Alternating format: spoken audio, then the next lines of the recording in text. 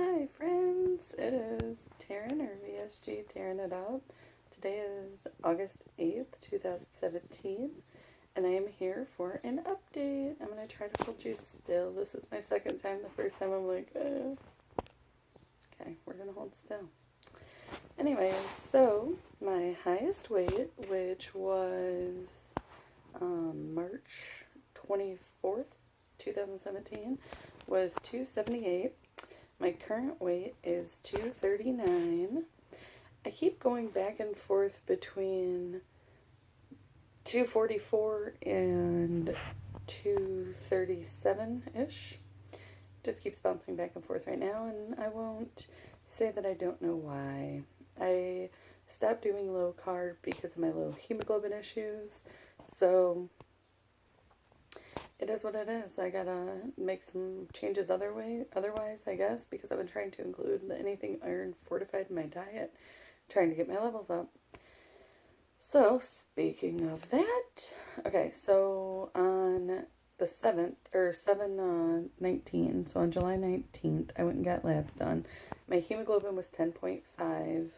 I got them retaken on August 3rd, and they were 11.4. Normal is 12 to 15, so it's still a little low, but almost back into normal range. My ferritin was 8. It is now 21. Normal range is 11 to 307. So it's in normal range, but it's still pretty low. Iron was 17, and it is now 28. My normal is 60 to 140. 60. So, I still have over 30 points in order to climb up to a normal range.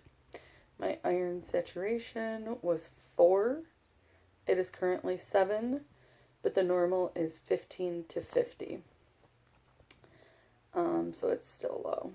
And then my iron binding was 433. Now it's 391.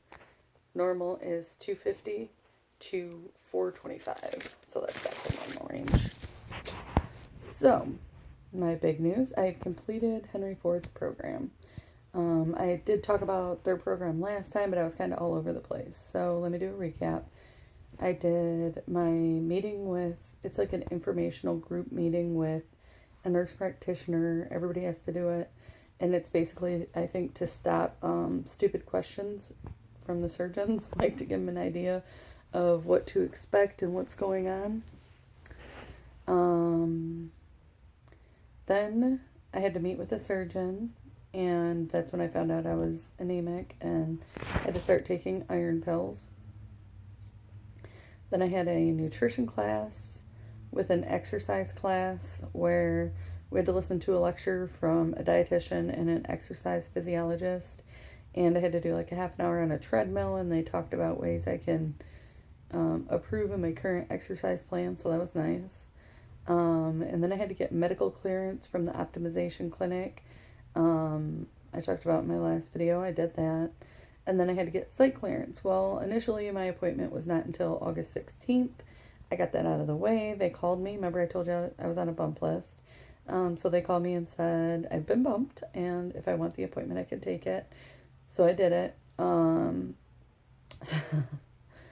It was an interesting appointment. I did not expect what I got.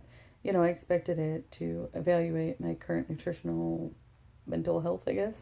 And in it, you know, I had a memory test that I did very poorly on. She was playing like these word games. I had to name things that started with the letter F, but they couldn't be a name, and they couldn't be this, and they couldn't be that.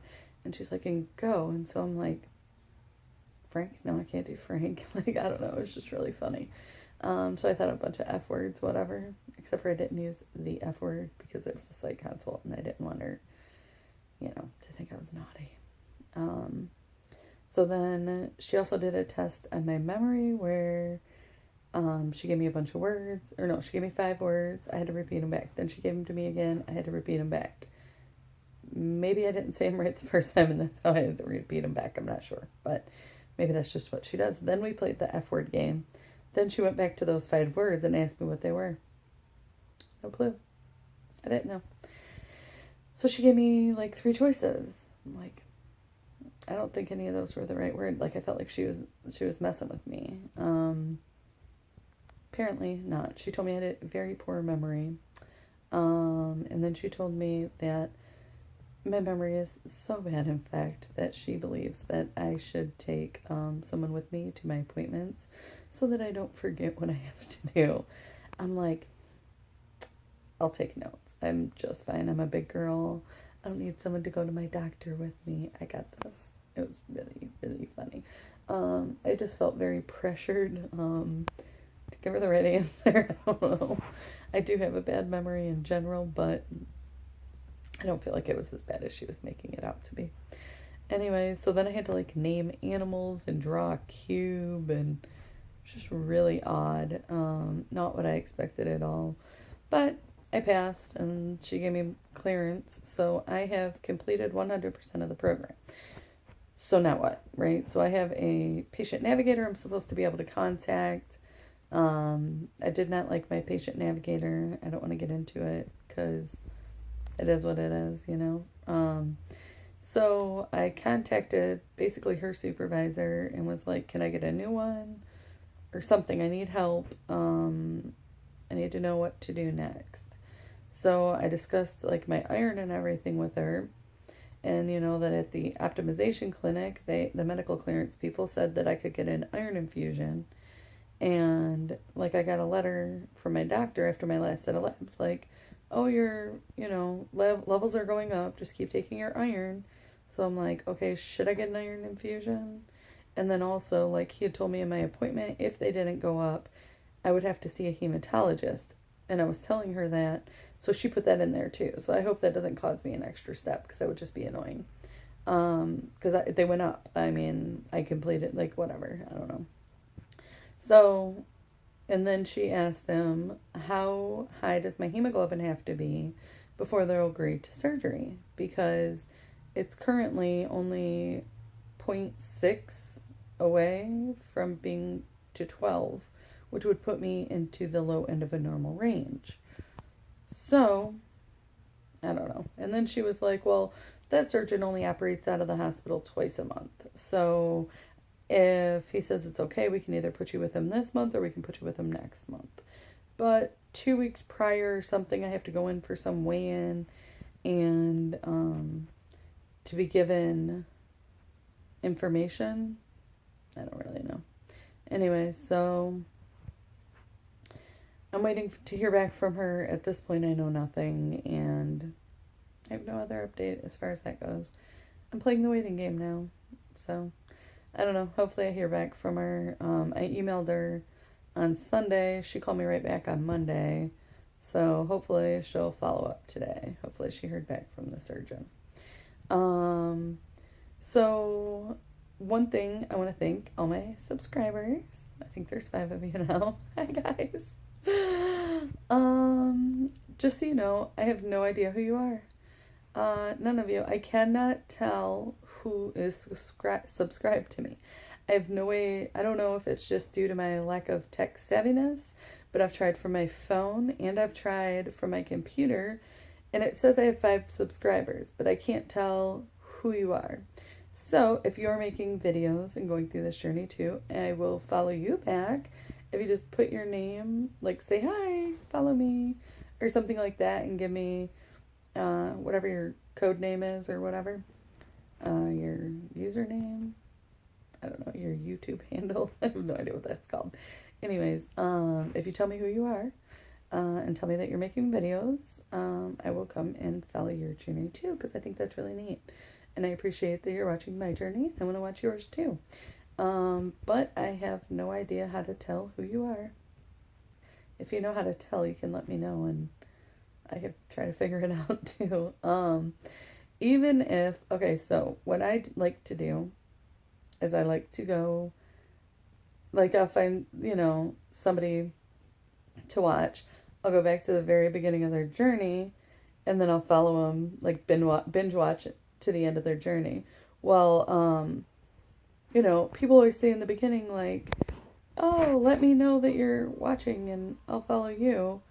But then, like, as they get further out or anything, they stop saying that. And you think, well, it'd be kind of creepy to like, be like, hi, at this point. So I just don't say anything. So even if this is 2 years from now or 5 years from now, feel free to contact me, subscribe to me, tell me to watch your journey, and I will watch yours. Anyway, that's my thing. But you have to tell me who you are because I have no idea.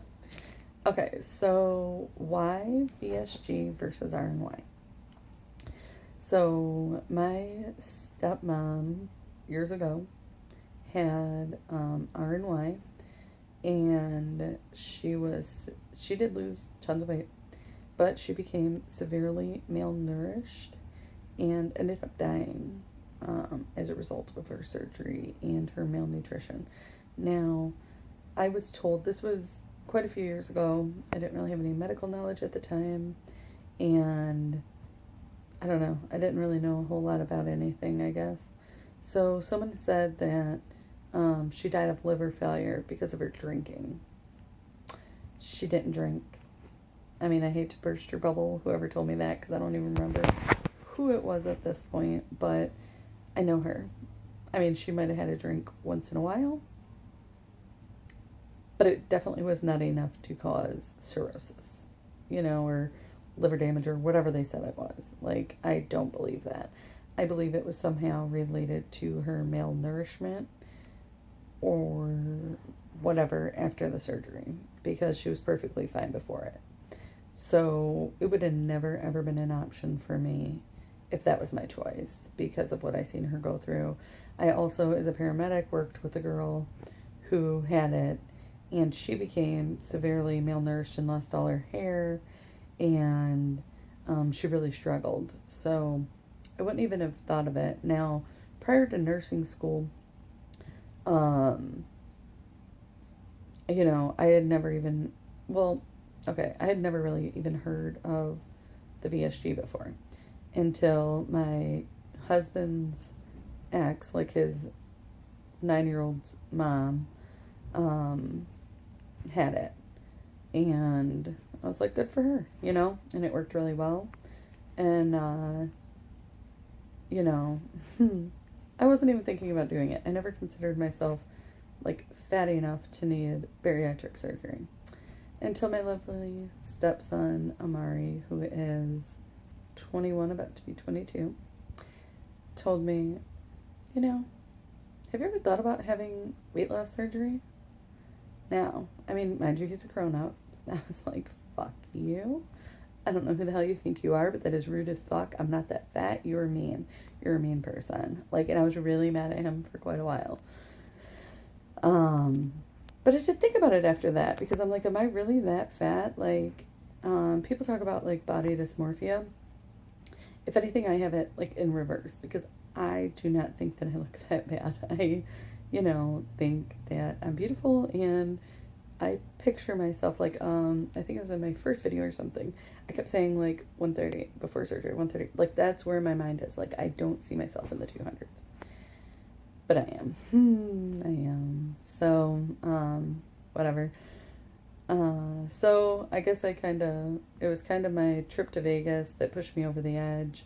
My husband and I flew to Vegas. On the way down, we didn't sit next to each other, just that's not how our seats panned out. I don't know, I'm not tech savvy, and I bought the tickets online ahead of time. I couldn't figure out how to order our seats, so we didn't sit next to each other, so it wasn't like that bad, but I could barely get my seatbelt on. But I was next to two skinny people, so I don't know, they didn't seem to mind. The one guy slept, and I talked to the other guy, like, the whole ride. It was fine. Well, on the way back, I just sat next to my husband, who is very large too. So we were both, like, struggling to put on our seatbelts, and he's, like, smushing me, and I'm smushing him, and I'm just, like, mortified. Like, oh my god. On top of the fact that while we were in Vegas, like, we walked the entire time up and down the strip, blah, blah, blah. Like, my feet and my legs hurt so bad, I thought I was gonna die. And then, like, because, mind you, I hadn't exercised in years, ever. I don't know. So, when I got back, my feet were so swollen for about 2 weeks, I couldn't even wear my shoes. Like, I had to go to work in my husband's sandals because I could not fit shoes on my big fat swollen feet. And I have generally skinny feet. So that was really a wake-up call, like maybe Amari was right. Maybe I am that fat. So I started looking into it, and I guess that's what brought me to this place in my journey. So as soon as I find out, like, what's next, what I gotta do, I will let you know. And thanks for following. Bye.